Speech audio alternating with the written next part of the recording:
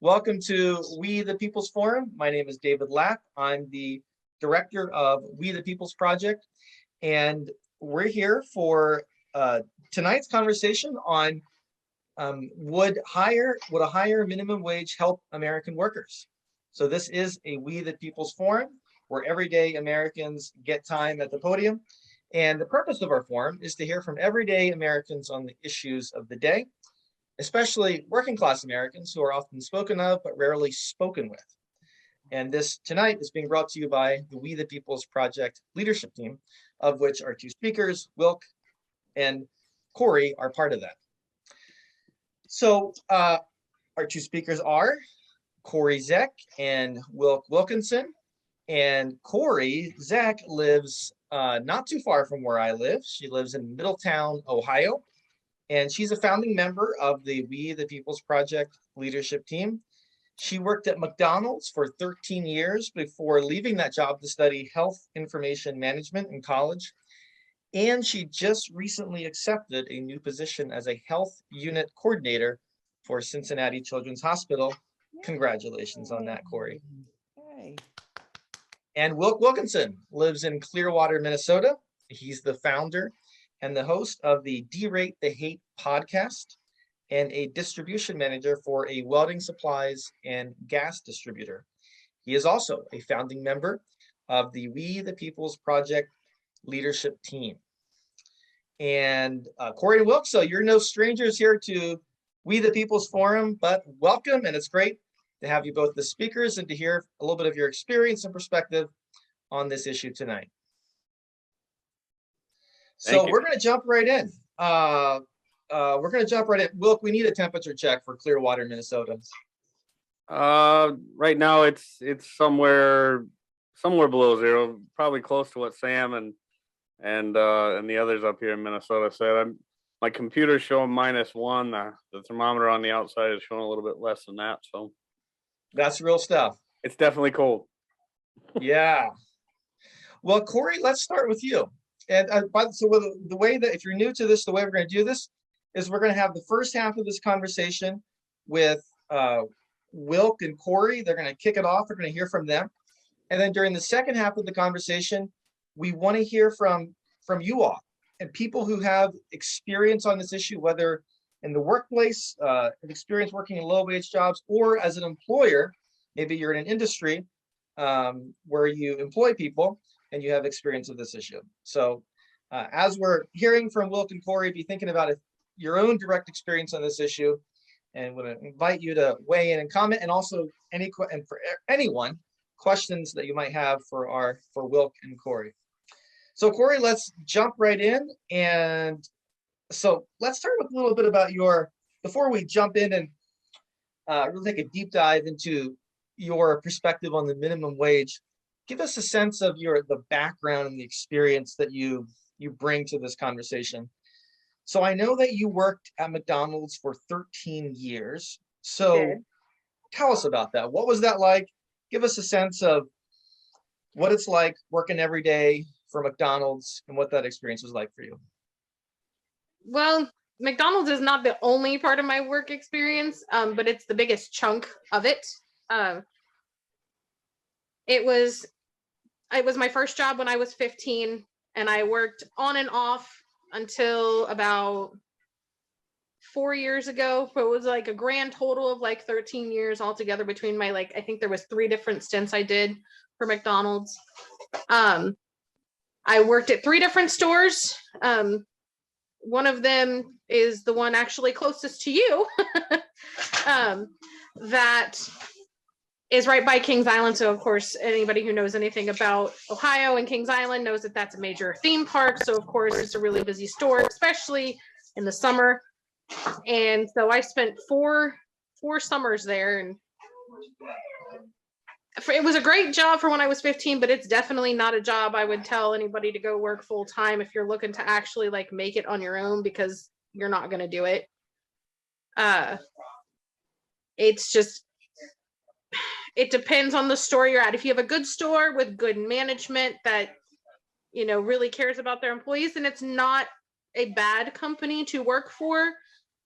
but that's mostly corporate stores. I worked for all franchise stores, and franchises are completely different from corporate stores. They really kind of they get base rules from corporate, but other than that, they kind of set their own rules. And so all of the franchise owners I had, they were all right. I didn't really, sorry. My son knocked something over. Honestly, my experience there wasn't terrible, but it could have been way better. I was the one who gave the most, but was also constantly passed over for promotions because I didn't have open availability because of my children. At the time, they were young. So I didn't have the ability to be completely open in my availability. And that's one of a million and one things that you have to have as a manager if you want to be, you have to dedicate your entire life to the company. If you call out, expect a guilt trip, expect to hear about it, even if you're not one that calls out all the time. So, and I was not one of those people. I didn't call out unless I absolutely needed to. So that's, but you said open availability, you mean able to just work basically at any day of the week, any hour? Any day of the week, anytime. And if you're off and they call you, you really can't say no. Because like I said, if you do expect to be guilt tripped, well, we're short staffed, and then they don't allow you any personal time. You didn't qualify for benefits unless you were full-time, which means management. But they would work you just enough to get what they could out of you. Like they could work you 39 and a half hours, and they would do that to avoid paying for benefits for people. So during your 13 years working there, were you ever a full-time employee? Nope, never. So you never had benefits. You never had health insurance or anything, or the benefits through there? Nope. I was never eligible for any of it, even though I was one of those people that would work up to that 39 and a half hours, but unless you're scheduled 40 hours on paper, they don't have to pay for benefits for you, which not a fan of, but it is what it is. So how old were you when you started working for them? I was 15 when I started. It was my very first job, and I lived in Kings Mills at the time, so it was the easiest job for me to get. So that's why I started there. I stayed there because I liked the people. So as you started having children and building a family, you stayed working there. I mean, you took some time off with your kids, but you mostly stayed there. Yeah, for the most part, I took the summers off starting in 2003 because I left McDonald's to go work at Kings Island, and I did that for 4 summers. So I would take the leave of absence from McDonald's, go work at Kings Island for the summer, and then go back. And that ended in 2006 when I had my oldest, because I had my oldest in 2007. What was the highest wage that you earned when you were at McDonald's?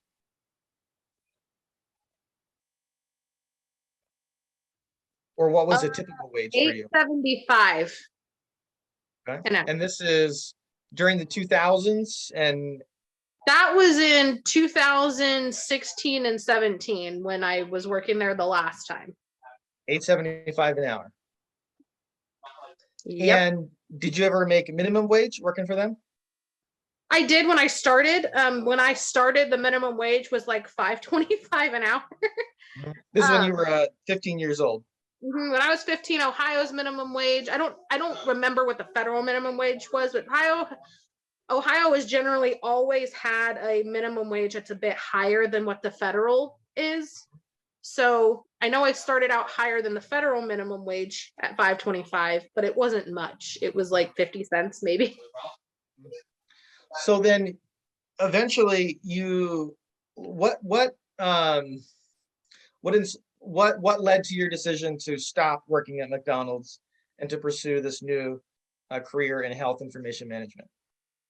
I originally stopped because I was working another job at the time. I had 2 jobs. I was working for McDonald's part-time, and I also had a part-time job as a home health aide I was working with a family that's actually mutual friends of mine and my husband from Kings Island. They have 2 disabled daughters.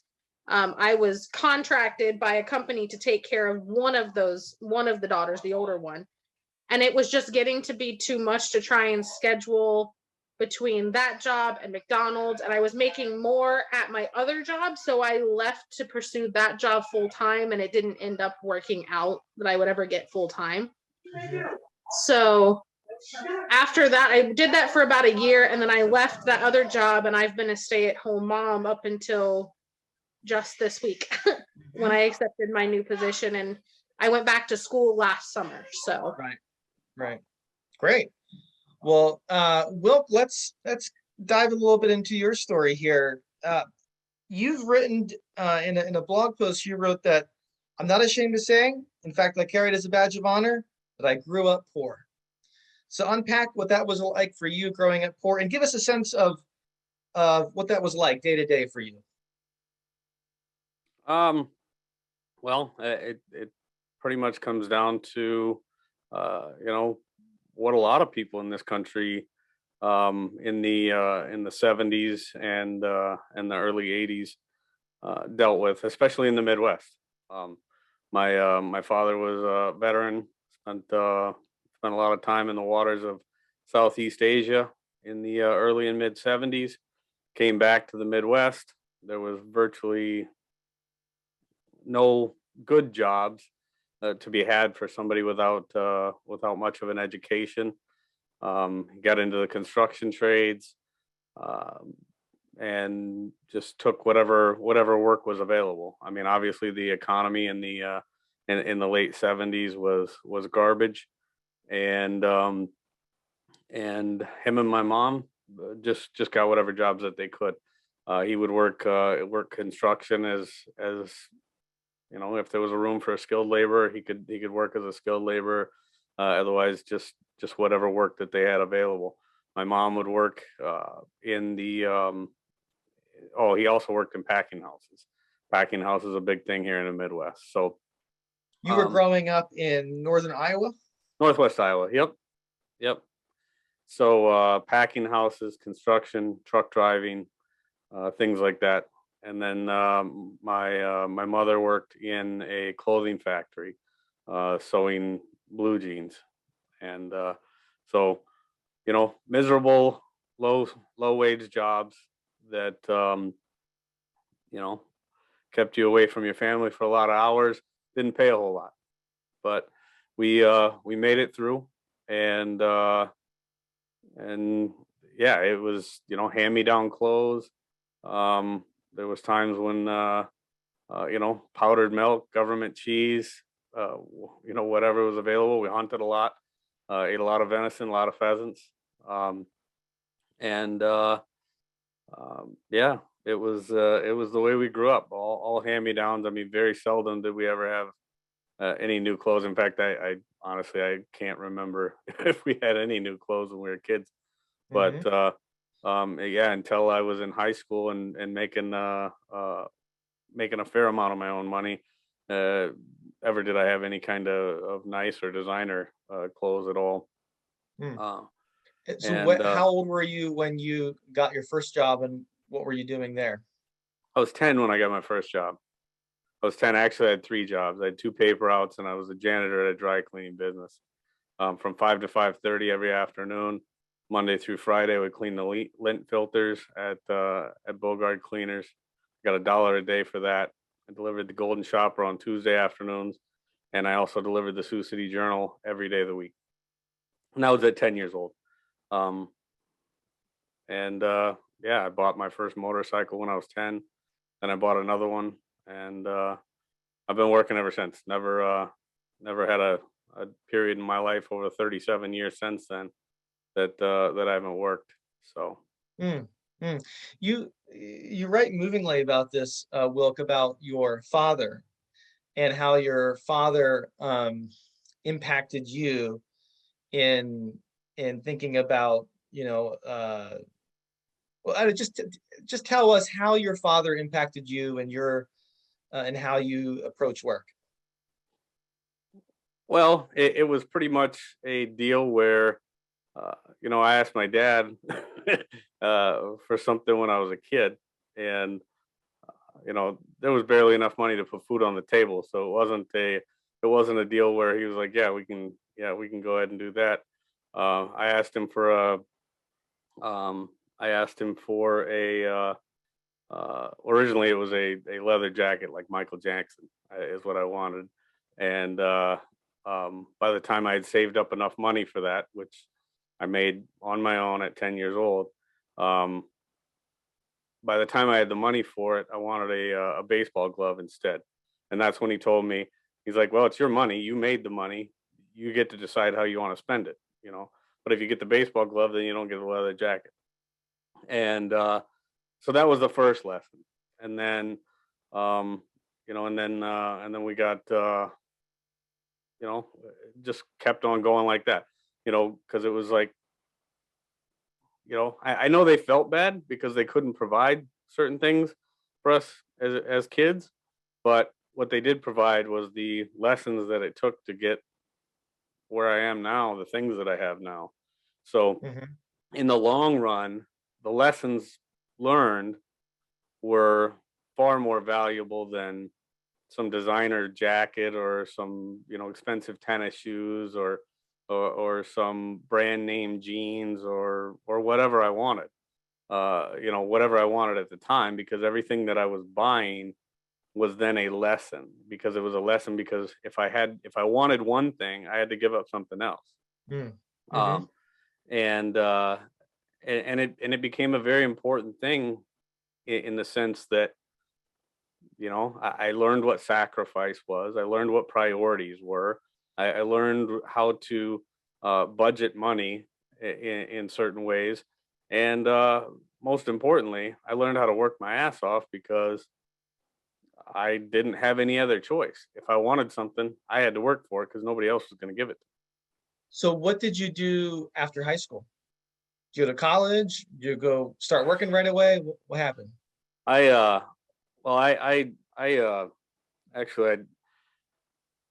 I worked all the way through high school. And then I say that again. So I guess the question is, did you continue working? Yeah, I continued working. I was working full time in high school, and then I skipped my senior year in high school. I went to college the first time, and decided college wasn't really my deal. So I dropped out of college, bounced around, built some houses, did some different things, mostly in the restaurant business and in the construction industry, both working sometimes up to 2 full-time jobs. But when things kind of dried up there, and I don't know if I ran out of opportunities, but I ran out of what I was looking for at the time. I joined the service, ended up going into the Navy. And then when I got out of the Navy, I got into, went to college again for computers, didn't like computers. So I went into the truck driving industry and worked my way up in the truck driving industry, took a bunch more classes and worked my way into management. And now here we are,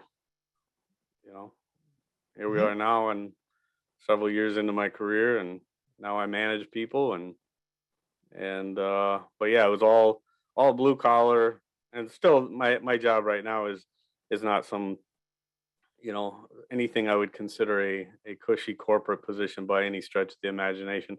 I spend an awful lot of time out in the cold, out working with drivers, delivering product myself if I need to. So it's one of those positions where I worked my way up. I never forget where I came from, and if I still got to do it today, I'll do it today. Yeah. And Corrie, what about you?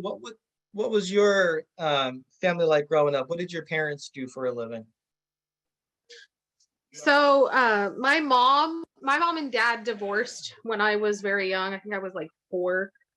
When I was young, my mom had a lot of odd jobs. I know she was the reason I actually went to work for McDonald's, because she had worked for McDonald's for a long time. And she worked there way longer than I did, and at one point was training to be a GM, a general manager for a store. But once the mental stress got to her and it was too much, she left and is doing something totally different now. My dad we went to live with my dad when I was 7. My younger sister was 4. And he pretty much raised us from then on. I lived with him until I moved out of the house.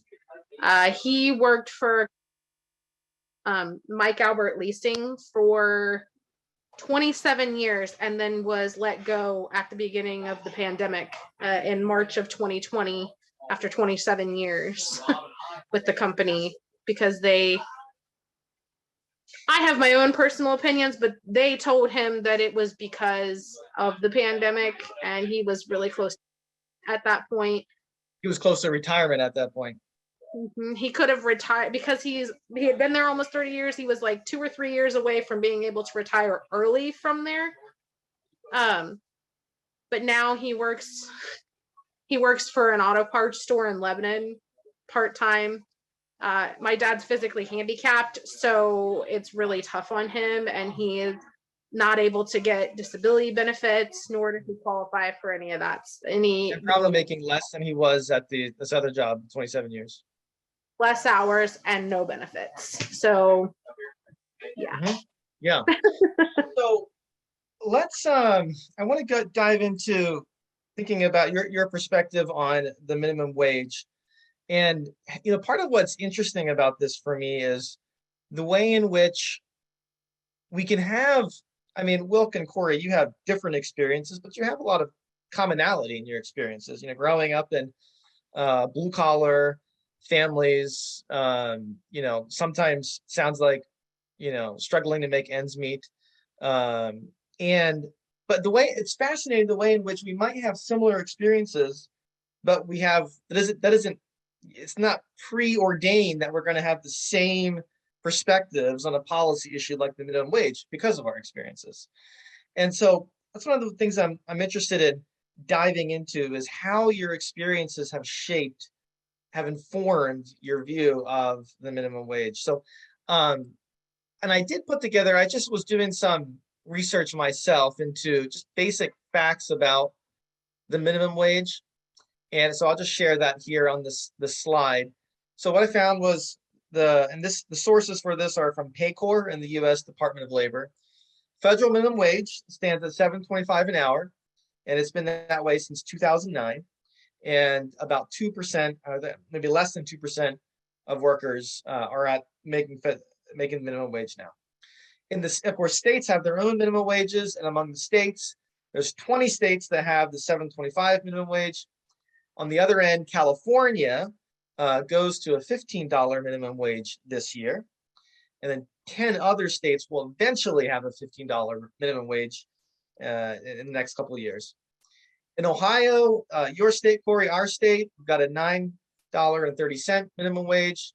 Minnesota, I found this interesting, Wilk, you may know this, a $10.33 minimum wage for large employers with at least 500,000 revenue, and then an $8.42 minimum wage for smaller employers. So I found that interesting. Nothing like incentivizing businesses not to grow. Well, so let's dive into it. Corrie, what is your basic perspective on the minimum wage? Let's think about federal minimum wage. You can talk about state minimum wage too, but about where would you like to see the federal minimum wage and why?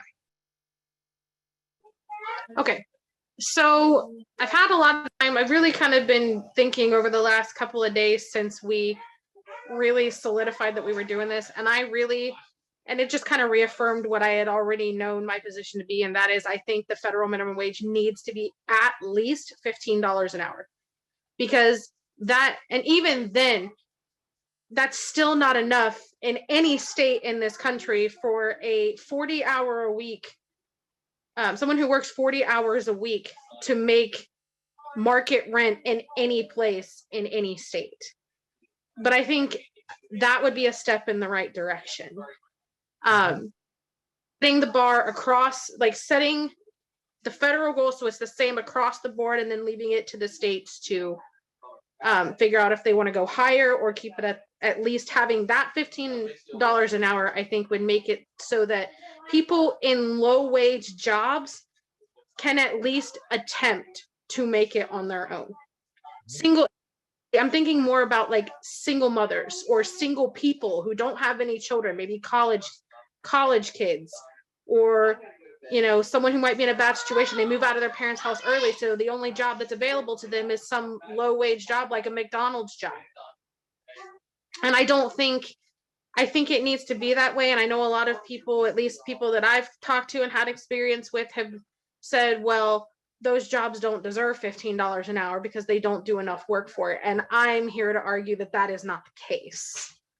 That is not the case. And tell us about that. Why is that? Why do you believe that they do Because deserve that? physically, the jobs are not hard. Physically, they are physically demanding in that they're very fast paced in most fast food restaurants. I can only speak from that experience because that's the only experience I have. But most fast food restaurants are very fast-paced environments, and sometimes they can be very physically demanding as far as like lifting things. But then you have entitled people, and you deal with Certainly no one on this call, I'm sure, has not like that at a McDonald's or a fast food store. On top of that, you just deal with rude and entitled people who look down on you because of where you work. And I know I've talked about this before, that I don't understand why people do that. But people most of the time, or at least again, in my experience, people take these jobs because they need it. Like, and either they can't get a job anywhere else for whatever reason, or it's the only job that's available to them, So if they have no choice but to take a job, then they need to be at least making a livable wage to do so.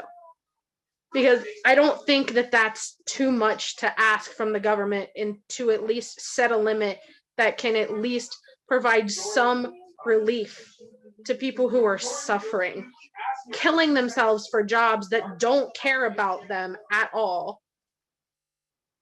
They got to make it worth it. They got to incentivize people to stay. And right now, nobody's wanting to stay. That's why the restaurant industry, that's why the restaurant industry in particular is suffering from all the staff shortages. It's not because nobody wants to work. It's because nobody wants to deal with the harsh working environment and harsh people. It's not worth it to them. If you want to get these people to work, they need to make it worth their while, because people are tired of being mistreated and stomped on and treated just like a number rather than a person. And I think if you raise the minimum wage to something that can at least make that a reality for some people, at least, then that might incentivize people to be like, hey, maybe this is worth it. That's just how I feel. So Wilk, jump into this. What's your perspective on the federal minimum wage, and about where would you like to see it and why? Yeah, that's an easy one for me. I don't think there should be a federal minimum wage, period. And I'll tell you why. Basic economics will tell you that as you increase the cost for something, you then decrease the demand for something. And the number one demographic for people that have been damaged by a federal minimum wage since they started them in the 1930s was low-skilled and low-skilled, less educated people. And every time in history, there's actually no economic data that supports the idea of a minimum wage being anything that would be considered a tool to raise people out of poverty. So there's a couple things to look at here. Is number one, politicians love this football because it is an emotional football that people kick around constantly. And there's nothing that a politician loves more than riling up the emotions of people to make a point. So here's the thing. The vast majority of people making at or around minimum wage are not the primary breadwinners. So while Corrie makes a phenomenal point with, a single mother that is in a bad situation and she needs to move out and she needs to find a place, everybody can look at that and say, oh, yeah, absolutely. The emotions of that situation make perfect sense. And who wouldn't want that person to make more money? The problem with a government entity stepping in and telling an employer that they have to make or they have to pay that person more than the value that that service that that employee would provide to the employer is now that job no longer exists. See, Ted Kennedy said at one point, Senator Ted Kennedy, for anybody who doesn't know who he is, Senator, he said, the best anti-poverty tool that we have is the minimum wage, which was a lie, and he knew it when he said it. It's not the minimum wage, it's a job. But Ted Kennedy knew, and so does everybody else that's ever voted for a minimum wage law, that by increasing the minimum wage, you decrease the number of jobs available to people that would work for minimum wage. It's just a fact. It's pure, it's economics. And more than 90% of all economists agree with that. Well, could you Only repeat reason- that point again? Could you repeat that point again? More than 90% of or which one? The economic or economists that The basic fact of economics is that if you increase the minimum wage, you decrease the number of jobs available to those who would work for minimum wage. It's just basic economics. You increase the cost of something, you decrease the demand for something. When you look at the laws of supply and demand, if you have more, if it costs an employer more to provide a job, they're going to provide less jobs at that particular skill level. Because what will happen, what ends up happening is an employer, rather than spend more money on a low-skilled employee, that they may not get the dollar value out. Let's say they have to pay them $10 an hour, but that low-skilled employee can only provide labor at a $8 or $7 an hour value. They would rather spend the money on one of their more skilled employees and just eliminate the low-skilled position. That's why you have laborers, like in the construction industry. The construction industry is a perfect example. You have laborers, you have skilled laborers, and you have contractors.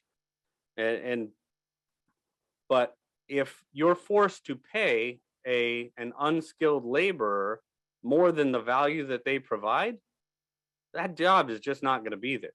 The contractor is not going to pay it. Is part of what you're saying that if you don't have a minimum wage, then you're more likely to have positions that are better compensated because the employer is going to be looking for those positions? Well, you're going to have more positions at all levels. Okay, if an employer wants to provide a job to you, me, or whoever, okay, let's say an employer came to me and I said, the only availability I have to give you is 2 hours a night on Tuesdays, Thursdays, and every other Saturday. Okay. And the employer says to me, the only value that provides to me is $8 an hour for those 2 hours. If I'm agreeable to that, nobody should be able to stand in the way of that person providing that. It's me and them entering into a mutual contract for a certain amount of money. Got it. Now, if they decide that that particular position is not worth what the government says it must be worth, a minimum wage, they may not create that job. Or if that job is something that they already had open, but now they're forced to pay more for it than it's worth to them, they'll just eliminate the position. They'll find a different way to get that job done.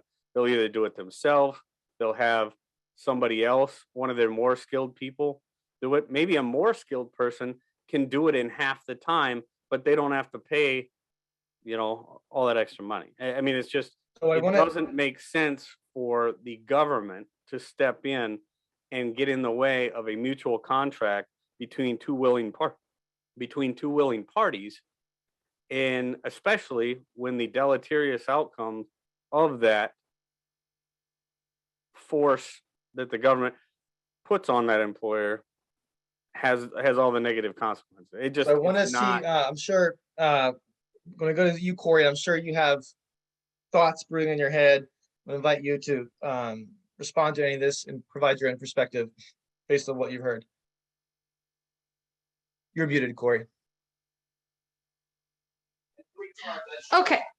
So sitting here listening, trying to like process and kind of digest where Wilk is coming from. It sounds like from me, and correct me, Wilk, if I am wrong here. But it sounds like his main driving point is all about the money and the worth of the job that they're doing. And I contend with why is it so far-fetched for the government, if there is going to be a minimum wage, to set that minimum wage so that anyone who needs a job and gets a job is able to pay their bills? How is taking away the minimum wage from the government and allowing companies or states or whatever, I didn't catch if you were like, are you saying that the company should be allowed to set they deem necessary for their particular company and the particular jobs that they're trying to fill? Absolutely. That I just wanted to clarify to make sure I'm right. I want to go ahead and answer that, and then I want to ask you about how your life experiences have informed your views. Go ahead, Will. No, yeah, thank you for the question, and yeah, I'm happy to clarify it. Yeah, I don't think the government has any business stepping in between two people entering into a mutual contract for a certain amount of money.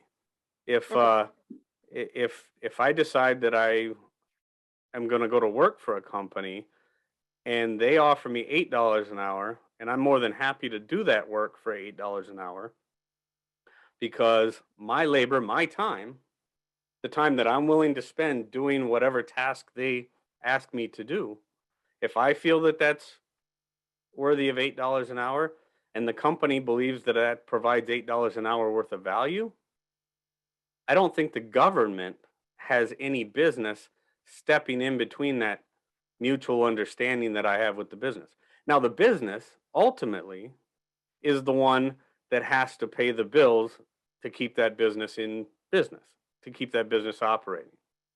Okay, so if that company decides, and this is the point that I was trying to make with the Ted Kennedy thing, was it's not a minimum wage that is the best anti-poverty tool that we have. It's a job. And if a job no longer exists because the government tells an employer they must pay more than that job is worth to that employer, that job simply doesn't exist anymore. So you can't force a business to provide positions. The government will step in and tell them how much they have to pay, but they can't tell them how many people have to work for them. So the government can't. I want to jump in here, and we're going to move to discussion very shortly, but I want to ask you because I'm fascinated by it. Again, as I mentioned, you have many similar experiences in your background, coming at different perspectives on this part of wages. And to what extent, and Will, we can start with you, to what extent would you say that your life experiences have informed your view about the minimum wage and wages? My life experiences play a part in everything that I talk about, whether it be here, the podcast, at work, or in life in general. I started working for far less than minimum wage when I started working. I gained experience, and before I ever even got out of high school, I was making much more than minimum wage.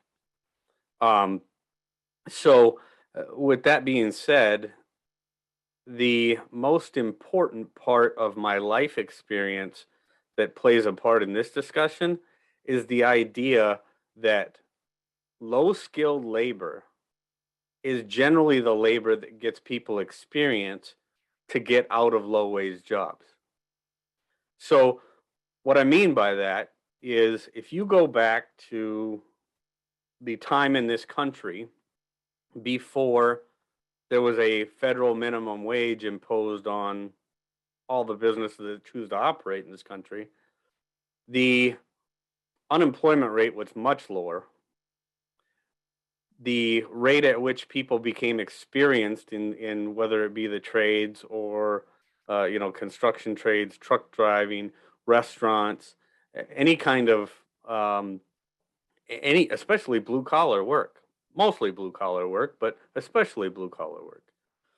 The best way for those people to start making a livable wage was to start with a job that probably didn't provide a livable wage. And that was your experience when you were a teenager. It was very much my experience. I started working, it was less than $2 an hour when I first started working. I started working in the mid 80s. And then even by the time by the late 80s, when I was old enough to have a real job and got my first job with a W-2. I suppose I had a W-2 for my paper routes when I was a little kid, but my first hourly job that I had with a W-2, which started in, I believe, maybe 1989. I lived in South Dakota, and South Dakota had a provision that based on if you worked less than a certain number of hours a week and you were less than a certain age and blah, blah, blah, they didn't have to pay you minimum wage, which I believe is a fantastic thing, that the state had.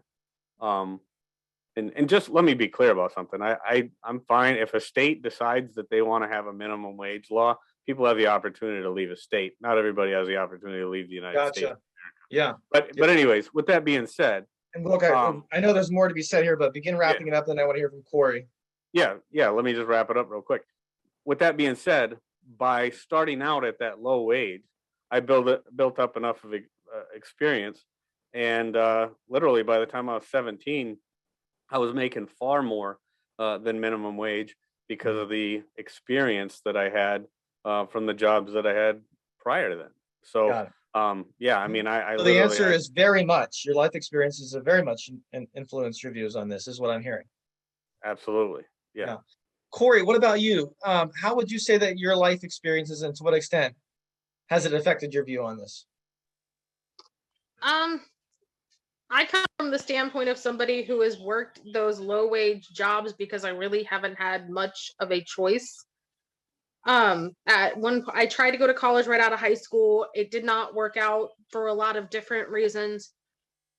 But I tend to be the person that thinks about not just myself, but all the people around me and what will work for the greater good.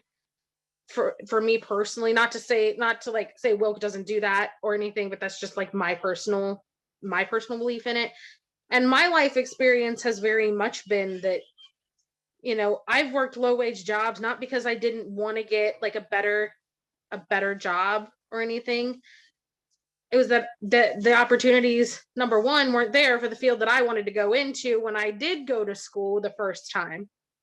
But number two, it's really that I didn't have, the opportunity to get trained in a trade. While I did go to a trade school, there was no jobs available at that time, but that's a long time ago. And my personal thing is,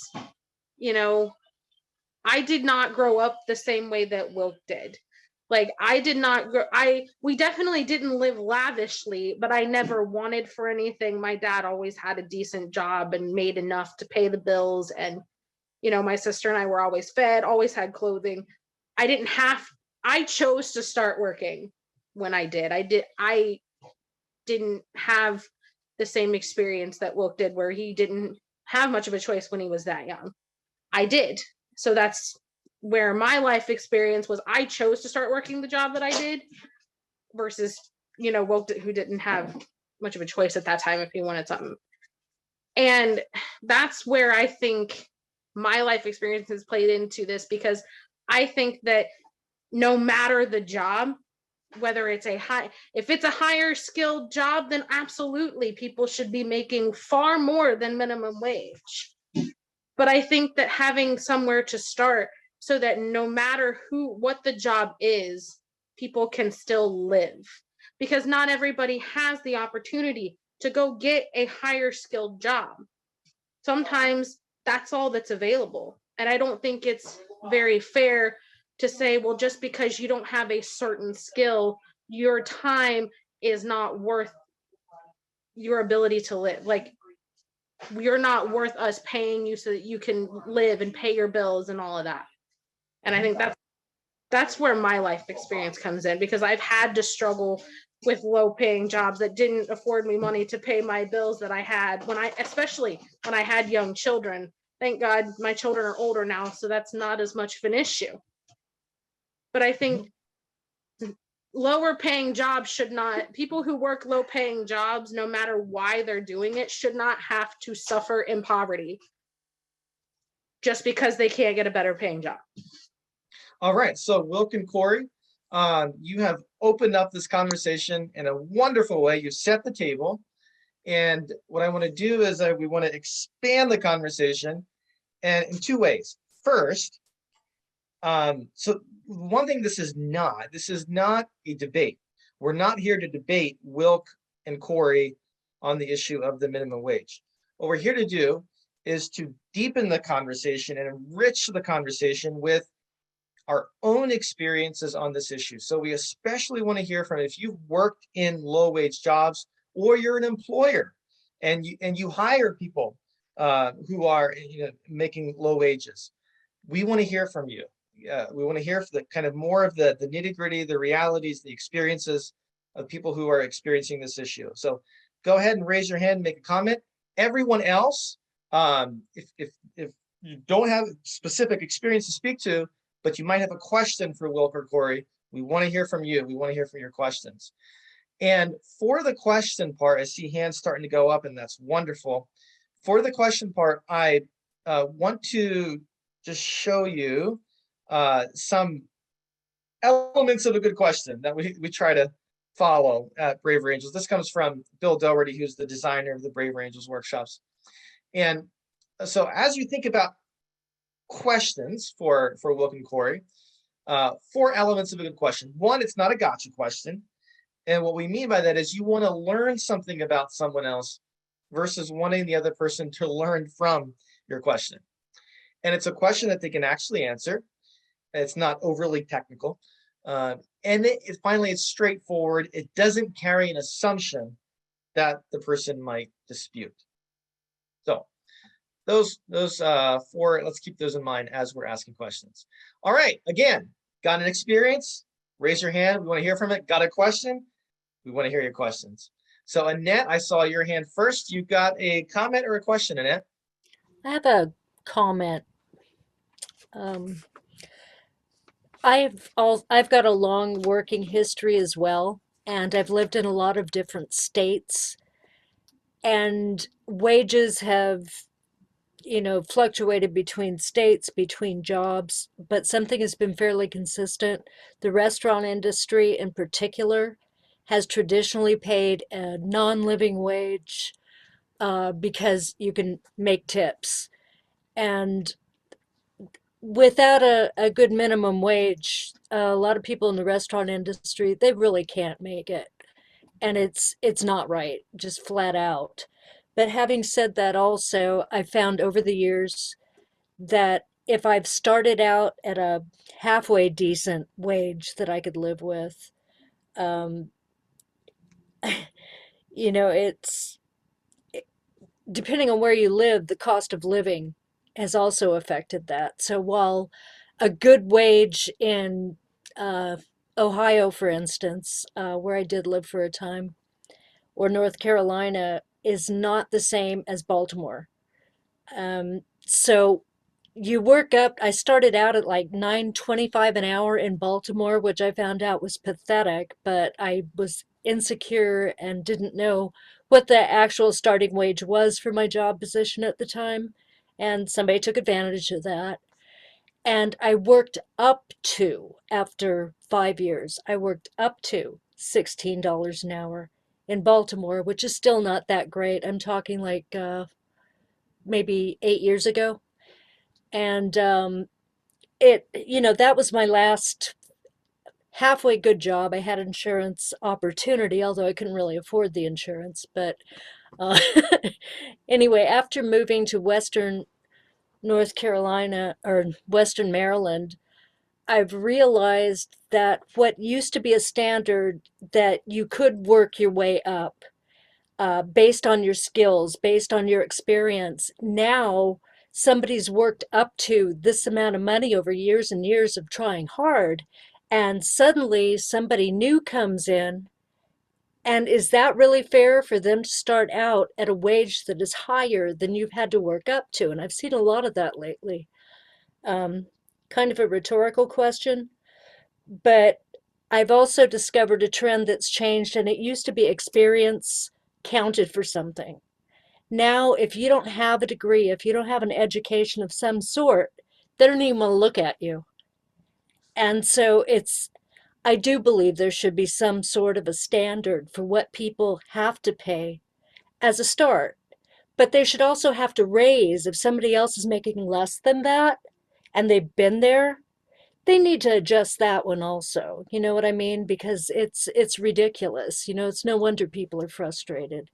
And I had to get a degree in order to use many of the skills I already had, which is what I'm working on now, in order to get a job that might pay what I was making 8 years ago in Baltimore. Thank you, Annette. Mm-hmm. Wilk or Corey, anything that you want to respond to there?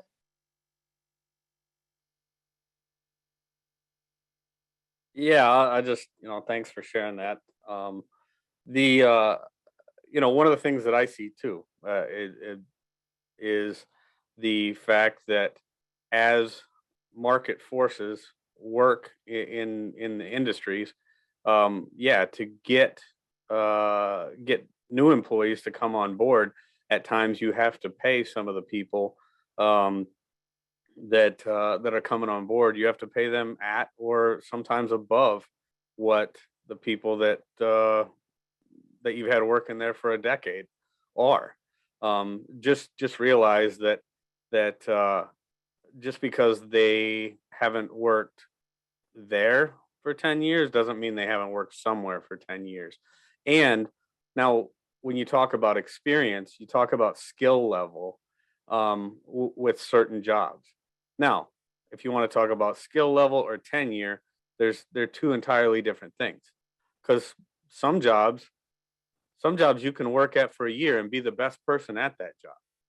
You can be the best person that's doing that job after a year. There's certain low skilled positions that are that way, and unfortunately, when you're paying for the skill. You're not paying for the time in many cases. I do like the idea that a company could pay their people, better based on the amount of time that they're there. But again, sometimes you're paying for a skill level. If I have a guy come in that can do as good a job after 1 year as another guy that's been doing it for 20, I'm paying for the result. I'm not necessarily paying based on the emotion of having somebody having been there for a long period of time. It's unfortunate, but that's the way the market works. One thing that I heard you say, Annette, that I don't know, I think there might be a lot of common ground on this in our society today, is the idea that I think personally we should get away from the idea that just that you need a degree, like a 4-year bachelor's degree, in order to, get a job somewhere. It seems like in a lot of cases, people are getting meaningful, skilled experience in jobs that is just as meaningful, if not more meaningful, than a 4-year college degree. So I suspect there's probably that's probably a growing sentiment in our country. Let's Can keep I- the conversation. Go ahead, Corey, and then we're gonna go to Linda. Go for it. I promise. But I kind of have experience with what Annette was talking about, and I do kind of agree with what she was, because it happened, that exact situation actually happened to my husband at his job. What happened was he's been there for officially 8 years now, and their turnover rate was really high, so they were having to raise the starting pay for people that are hiring from like right off the street. And so he was actually the one, when they were pulled into an all-team meeting and said, okay, we're increasing the rate to this much. He was the one who spoke up and said, okay, it took me 5 years to get to that. Are you going to raise my pay as a result? And they did. They actually raised his pay. I think, was it like 50 cents? It was $1.25 See? actually. They raised it. He was standing next to me, so I asked him. They raised it, his pay and everybody else who had already been there, $1.25 on the hour to compensate them. So I see where that could be of benefit to people. Yeah, thank you. Let's go to Linda. Linda, do you have a comment or a question? More of a comment. One of the things I noticed is that I really do understand Wilk's. I think I understand Wilk's point of view. But there is an uneven power dynamic between an employer and an employee, and it's very easy for an employer to take advantage of a situation with their employees. Now, Wilk's right in that, as an employee, you can walk, you can go someplace else where you think you might have a better deal. But I think it's hard. And I worked in human resources for about 30 years. I was a recruiter. I had a daughter who worked at a minimum wage job early on in her career. And while she worked at fast food restaurant to make money to buy a car and to buy insurance, I told her, you can't have a car unless you can pay for it, unless you can pay for gas and insurance and all of that. When a lot of her friends' parents were giving her cars and paying for that, wasn't like that.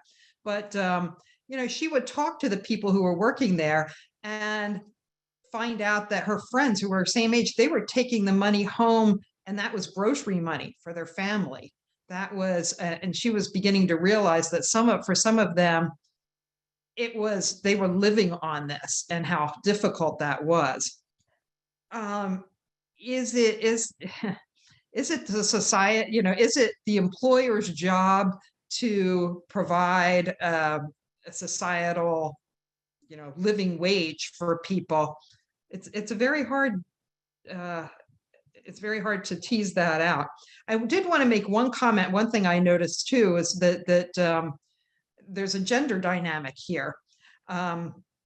Women tend to bear the brunt of the child rearing, and that limits the type of employment that they can have in terms of being flexible with time. With scheduling and with the need and maybe expensive childcare, especially if they're single. And I noticed that also there are having worked in human resources, I know that there are discrimination issues too.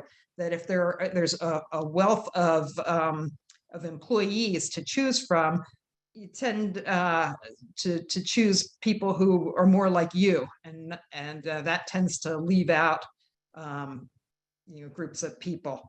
And so I personally am more in favor of some type of threshold, and I would hope that it would be above what you would get as welfare, because I think as a society, it's not beneficial for society to have what I consider to be the working poor, to have people on welfare who are making more from the government than they are at a job.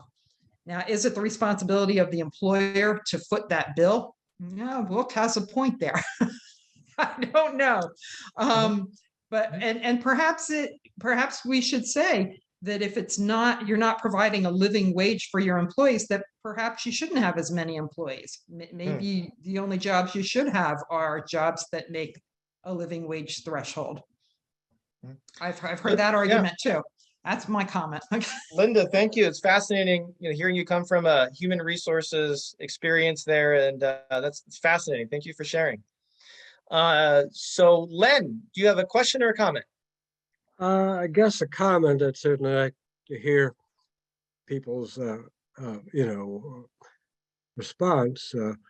But I'm just struck how different things look to you two than they do in my bubble. I live in, an educated in blue bubble in suburban Maryland, and you often hear or read how the problem with the minimum wage all boils down to greedy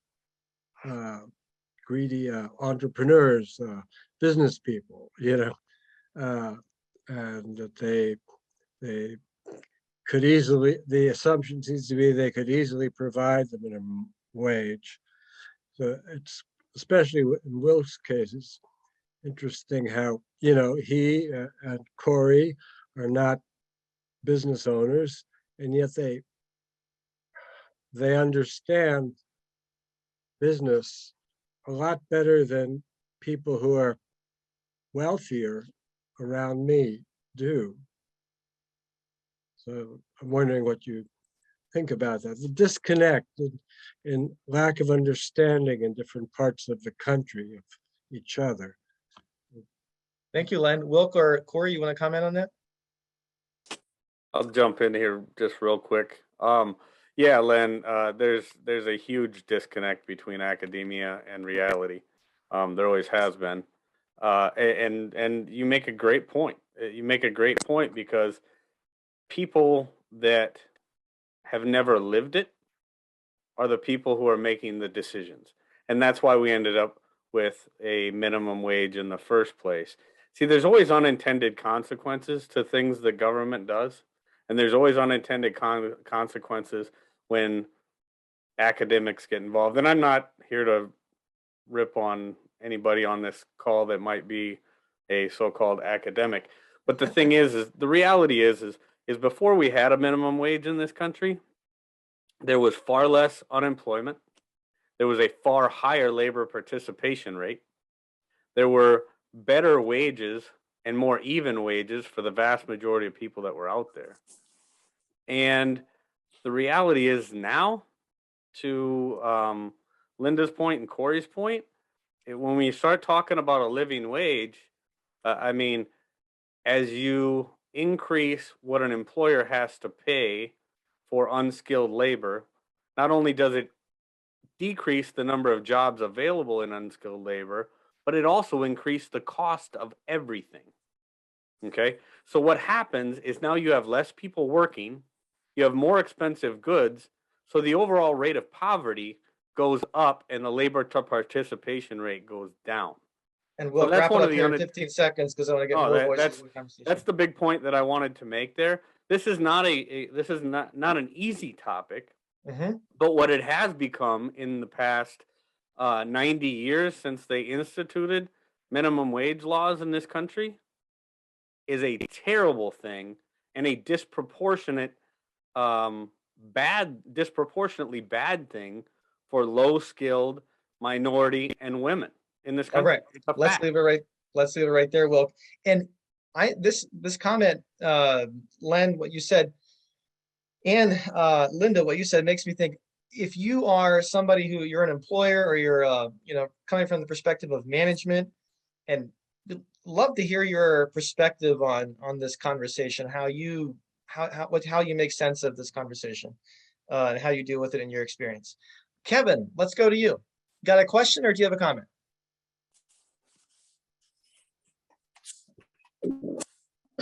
Some of both, I guess. Actually, I'm going to make it really short though, because I don't want to take up too much time. I guess you're making what? I'm going to make it short so I don't take up too much time. Great. One question I just came up with though is I would like if Wilk could share his unemployment data pre minimum wage, because he said that the employment participation rate was higher. I've just never seen it. No, so at the outset, what I would say is I'm more so, I think I agree with Wilk, generally speaking, on things. Like, I'm kind of an abolish the minimum wage type person myself. I agree with Corey's sentiments. My biggest concern, I guess, so when you look at the CBO data, you can go to their website and adjust it every time you increase the minimum wage, you also increase unemployment. So increasing to $15, the estimation is 1.3 million unemployed people. And I think that's like, that's a flaw in the system of increasing minimum wages. So I guess my actual question is, do either of you have a different solution, like something like a negative income tax or a UBI or something that perhaps doesn't affect or earned income tax credit? I listened to what's his name, the guy from The Nation, Charles Cook. Charles Cook. Mhm. Yeah. So do you have if you don't like the minimum wage, is there an alternative to the minimum wage that you support? Yeah. Essentially, my question is, is there a better system? Because from what I can tell, increases in the minimum wage always lead to increases in unemployment. Is there a separate program? Because I agree, I don't want people, especially people with kids, being poor. Like, that sucks. Like, we shouldn't be in that system. Is there a way we could do that without affecting employment? Do they have a different solution? Look, I have a feeling that you might be the person, because Corey, I know you favor the minimum wage. Take about 30 seconds, Wilk, to address this question. I know that's a ridiculous amount of time, but go for it. Yeah, the best answer to that, or the best alternative to a minimum wage, is the free market. It always has been. The free market economy has actually lifted more people worldwide out of poverty than any other system in human history. So while it's not perfect, having the ability to trade freely, and when I say trade freely, I mean the my labor for your dollar is the best way to lift everybody out of poverty. So. All right, so let's leave that there. And Wilk, maybe if you could just chat Kevin directly, or you can chat everyone if you have right on hand the source, the question about the source for the data that he was talking about. Let's go to John with the bicycle. John, John with the bicycle? Do you have a question or a comment? Okay, I have a comment.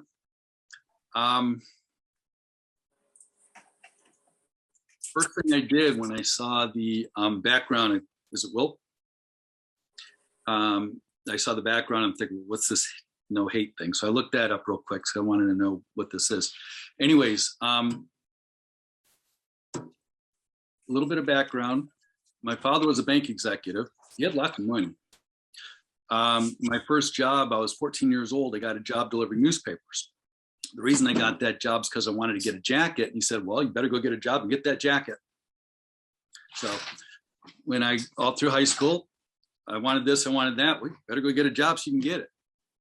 When I bought my first car, well, you want to drive a car? Well, you borrow my car and go get a job and buy a car.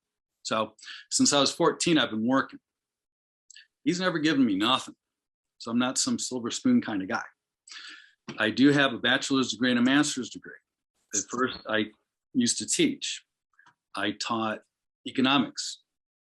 I'm now in the mental health field. Now,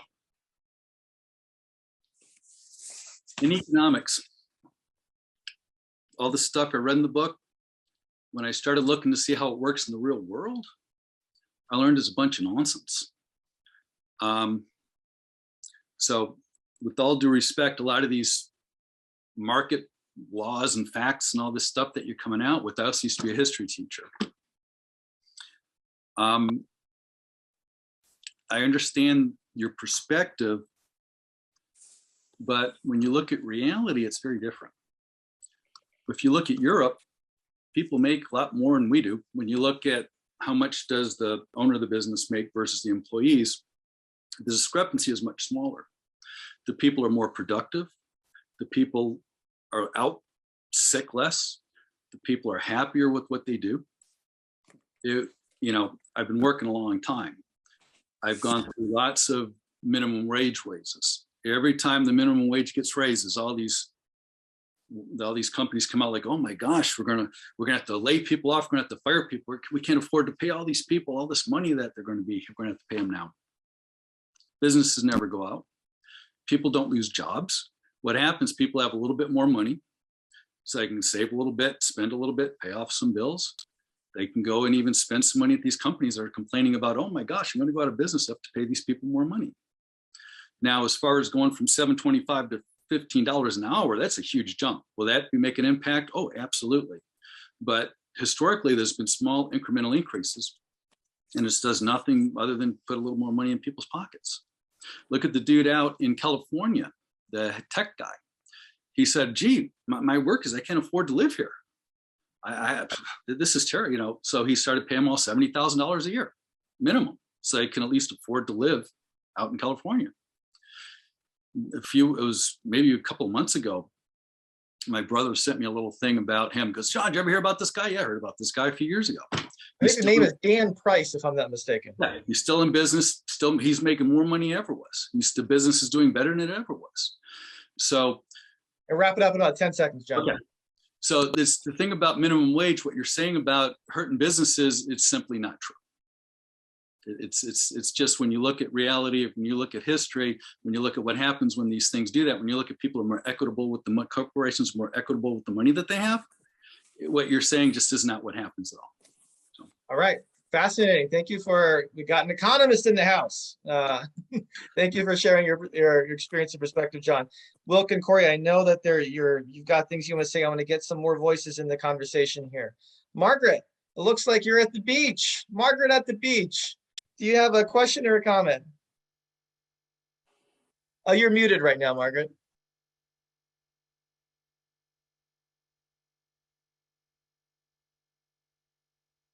Okay. Question. I'm listening to all the talk about the low wage jobs, and I really think I agree that people should have a living wage. I'm not coming from suffering from a minimum wage, but I look at the statistics of the increase and the disparity of the executives who are making millions, and the ordinary worker who is making something. You know, the wage hadn't changed. So couldn't the wage of the ordinary worker be increased by somehow getting the executive to accept a more reasonable, livable wage? I don't know how to do that, but you know, I think there should be a living wage for everyone somehow if they work. So the idea is, in your perspective, what you see is a big gap between what the bosses are making and what the ordinary worker is making, and couldn't some of the money that the bosses are making go towards a higher exactly. The executives are making increasing amounts of money over the period of time when the wage hasn't increased. The average wage has not increased. Wilk and Corrie, any brief response that you want to give to this question, Wilk or Corrie? I do. Go for it. Can't. These executives at these major corporations, if they would take just a tenth of a cent, or take a tenth of the income, the millions and millions of dollars these CEOs and executives are making, if they took a pay cut, and put it back into the company so that they could raise the wage of their workers, we would see increased productivity. You'd see a turnover rate that is probably next to nothing, because people are going to stay at companies that do not look at them as a number, but look at them as a person. So I'm totally in her camp. That's kind of why, that's totally what I think. How do you get people to do that? Okay. All right, let's go to Hank. I think you were next. You had your hand up. Thank you. Question or comment, Hank? Yeah, can you hear me? Yes, loud and clear. Great. You know, I'm watching this and I'm fascinated by the comments, and just like the former commenter talking about the CEOs making millions and billions of dollars. I'm thinking about, what about the small business that is caught in this government mess, if you will, of trying to have employees be treated fairly, as well as have the businesses survive. And I'm unlike your economist of a few moments ago. I would like to tell you that I don't agree with him, and I'm speaking firsthand. And I know that many small businesses that I'm familiar with cannot possibly afford to increase the minimum wage, and many of the owners of those businesses are taking home less and less and nothing, and getting no return on their investment and on their work and on their travail. And I think that Wilk has such a really good view into this thing. I would like to tell you a tiny story that might be useful in thinking about this. Some Yes, time say in ago, about 30 seconds, Hank. okay, I'll do my best. Some time ago, one of our employees who'd been with us a while said that she thought that she deserved a raise, and in fact, she got a raise. Okay, because it was the right thing to do, and there was an increase in the minimum wage, and this person was making way over the minimum wage. But each time the minimum wage goes up, we feel that it's responsible to give everybody else an increase, so that the newest employee, who is not usually as productive as an older employee, is not given a benefit over those who have been doing the work all along and are knowledgeable. So I asked this young lady if she would be able to work on a certain day, and because we needed a help on that day. And she said, well, no, I can't do that. I don't want to do that. And I said to her, I said, we just gave you a raise, and we didn't have to do that. And she said, you didn't give me a raise. The government gave me a raise, with great enmity. Okay. And I've never forgotten that. And I think that that's an important thing to put into the algorithm of what we're looking at. Not all businesses are millionaire, billionaire run organizations, and not all You have a small have business, the, Hank. I think you have a small I do. business, Hank. I do. Yes. I'm Great. sorry, I do have a small business. Great. And once upon a time, I was vice president of human resources of a very large institution. Okay. So I've very seen good. both sides of it. I've seen both sides of the equation. Good. Good. I said it was just before you commented, Hank, I was just about to ask if there's someone who is going to come out from a small business or another employer perspective. So thank you for sharing. We need to transition now. So I know we still have some more hands up, but we're going to transition here. We're going to have one last chance to respond. We're going to ask, what are you taking away from this conversation tonight?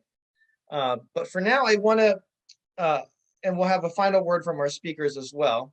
For now, I want to invite Kathy Kint to talk about being a Braver Angels member. Before you do that, Kathy, I also want to say that Apple Muncie is going to put a link in the chat to a feedback form. If you could just take a couple minutes after this, we're done here in just a couple minutes, copy and paste that link, and just take a couple minutes to fill out that feedback form. Let us know what you thought about this and give us some ideas for other topics. Kathy Kint, you are a Braver Angels member, and tell us about that. Why did you become a Braver Angels member, and what does it mean to you? Okay, first, I want to thank all the speakers, the Braver Angels staff, and volunteers for offering this forum. And I appreciate the opportunity to share why I am a Braver Angels member. I have been a member and a trained land moderator since 2019. I heard of Braver Angels from Chris Corfanta, who is now one of Wyoming state coordinators. I became interested, I decided to learn more, became engaged, and joined. I believe the challenges we face are complex and nuanced, yet they can be solved when we listen for understanding with respect and good intent. For me, this means learning more about opposing viewpoints, the story behind how those perspectives were reached, and not trying to change the view of another so I can feel comfortable. So the Braver Angels workshops, debates, and media offer me the opportunity to hear opposing viewpoints from people living in other parts of our great nation. This has broadened my perspective and enhanced my professional and social relationships. I also continue to be impressed by the work of Braver Angels and how the programming evolves with integrity and inclusion. It takes a lot of manpower and time to run a national organization with limited paid staff and a cadre of volunteers. It also takes dollars. I believe the $12 membership fee is reasonable considering the educational opportunities and community Braver Angels is building, and of which I can be a part. And if we are able, additional donations can be made to ensure the work continues. So if you are inspired by the work of Braver Angels and are not a member, please consider joining and help to bridge the divide.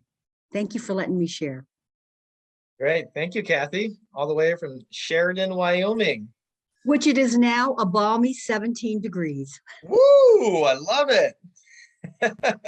All right. So to wrap this up, we're going to ask a question and just respond. And anyone is welcome to respond. And it's just a sentence. What are you taking away with you from this conversation tonight? What are you taking away with you from this conversation tonight? Just raise your Zoom hand or raise your physical hand. Who wants to go first? Sam, you're up. Go ahead and unmute yourself, Sam. Hey, can you hear me? Yes. Hey, sorry, blowing it with the phone.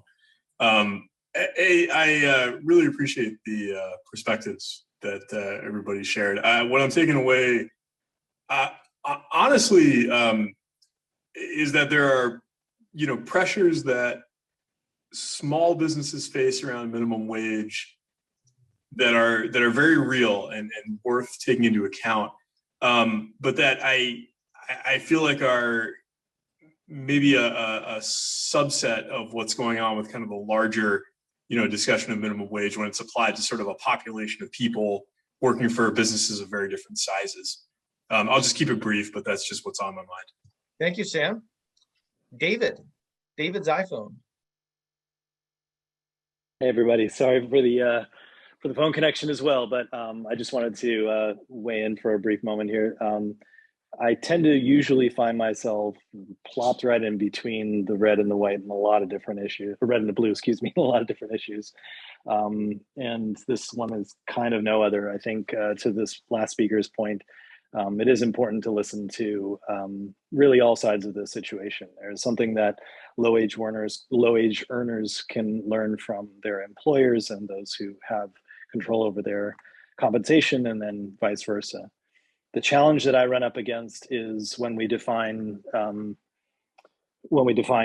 of these topics in I would suggest less than optimal research, I guess, or without less than optimal research. I think both sides could do a lot more work on what's going on. For instance, two of the most profitable companies in this country, including Walmart and McDonald's, have tens of thousands of employees who benefit from Medicaid and food stamps, which are subsidized by the taxpayer. I heard one of the prior speakers, I believe his name's Wilk, who I really appreciated his thoughts on this, suggested that the government shouldn't have a place in this. And it's, I guess my question would be, if the government is subsidizing poverty wages, should not the government have something to say about what is being paid, particularly when Walmart, for instance, just last quarter, or no, was it last year, excuse me, had $3.1 billion in profits. I think it's a fair question, in other words. But I also think that it is perhaps a little oversimplified to come back and just say, well, small business owners need to dig deeper into their pockets. Mm-hmm. The challenge that I fall back on at the very end of this discussion is sometimes businesses should go out of business, and sometimes businesses should give a little bit more. But at the same time, I think employees, and I've employed many of them, I've been those employees, I've started at a minimum wage and now mid-level. director, if you will, and have been in C-level conversations with regards to compensation.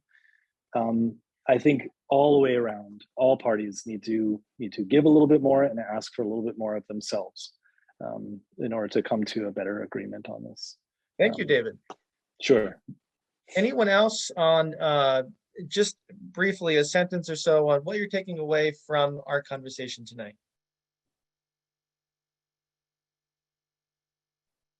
All right, I'm going to go. Yes, Rita, go for it. I just want to thank everyone that had something to share.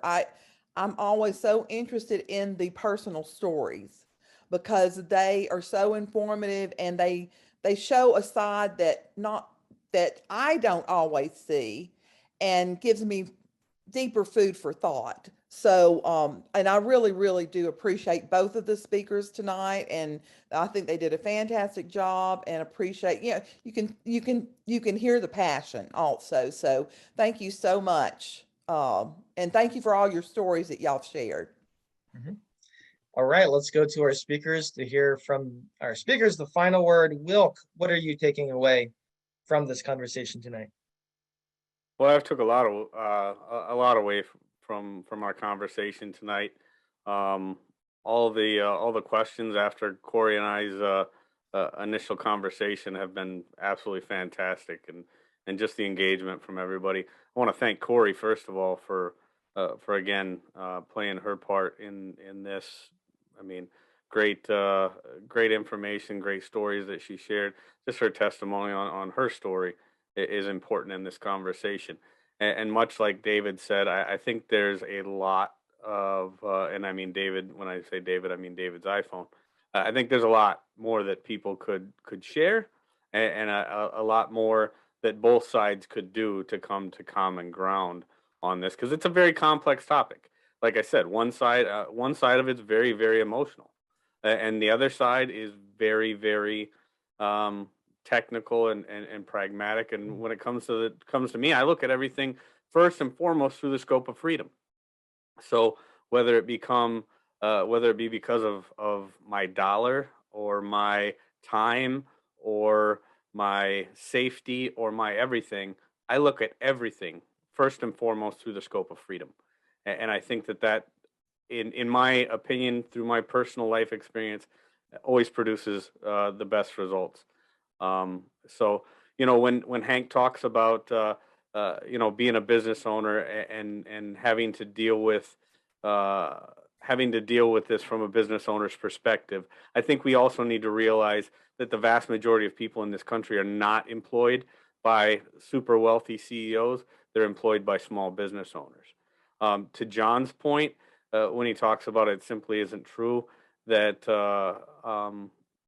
that minimum wage laws hurt businesses. That may be for those businesses that are still in business. But much like polling a group of people who have played Russian roulette, only the winners get to respond. So when we talk about those who have not been hurt by minimum wage laws, we should probably ask everybody, because it really comes down to, and just like anything, these topics, it really comes down to the number of people and the group of people, the pool of people that we're polling. So again, I've taken a lot away from this. It's been an incredible conversation, and I just thank everybody for letting me be a part of it. Corrie, what are you taking away from this conversation? Well, like Wilk, I have taken away quite a bit, stuff that I didn't think about before, and I want to say thank you again to Wilk. This is much different than the very first time that we did this, and I appreciate your perspective and really helping me and challenging me to see things from a different point of view, because you are right, that emotions a lot of times do have a part to play when it comes to very serious and sensitive topics such as the minimum wage. So I appreciate that you're able to take the emotion out of it and help someone like me who is very emotional see it from a different perspective. So thank you for that. As to what I'm taking away specifically, there's a lot. What I'm taking away is that it's such a nuanced and personal topic to a lot of people. that something like this, where we are just scratching the surface in doing an event like this, where we're talking about the perspectives of different people, to say that it won't hurt big business to have a federal minimum wage, but it could hurt a lot of small businesses. And to be fair, I think that small businesses are what make up the majority of our economy. So they do need to be taken into account when you're talking about something like this. However, I feel, my perspective is that for the greater good of the worker, and that I think is what my personal, it's another fundamental difference that Wilk and I have. He does look at it through the scope of freedom, but his idea of what is freedom and my idea of what is freedom are two completely different things. He does not want any government. I personally, if I have to pay extra taxes so that someone else and myself can be able to pay bills and have the minimum wage that we're talking about, I'm okay doing that, because it's not just about me. When we succeed as a society, that's when we're going to see the most growth. And when you start comparing us to other countries who are much happier and thriving much more than we are at this point, I think the idea of a minimum wage just scratches the surface of what is a much bigger issue. So, all right.